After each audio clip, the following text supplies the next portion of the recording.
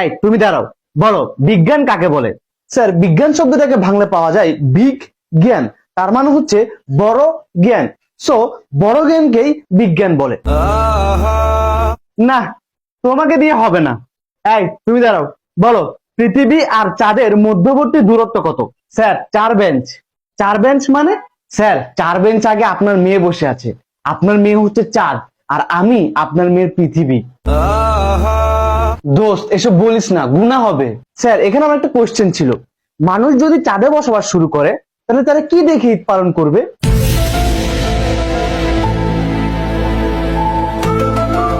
দোস্ত ঈদ একটা পবিত্র জিনিস, এসব বলিস না, গুনাহ হবে। স্যার, এখানে আমারও একটা কোশ্চেন আছে, পৃথিবীতে থাকা মানুষরা চাঁদকে দেখিয়ে বলে ওই যে দেখো চাঁদ মামা, তার মানে পৃথিবী হচ্ছে চাঁদের বোন আর চাঁদ হচ্ছে পৃথিবীর ভাই, এই কারণেই তো তাকে মামা ডাকা হয়। তাহলে চাঁদে যদি মানুষ থাকে তাহলে মানুষরা পৃথিবীকে দেখিয়ে কি বলবে?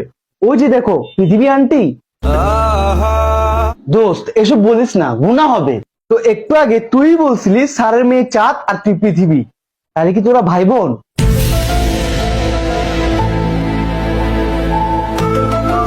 তোমাদের অনেক কোশ্চেন হয়েছে, এবার আমি কোশ্চেন করব। বলো ডাইনোসর বিলুপ্ত হওয়ার প্রধান কারণ কি? স্যার এসব বলিয়েন না, গুনাহ হবে। এই ওরে ধর, ওরে আল্লাহর কাছে পাঠাই।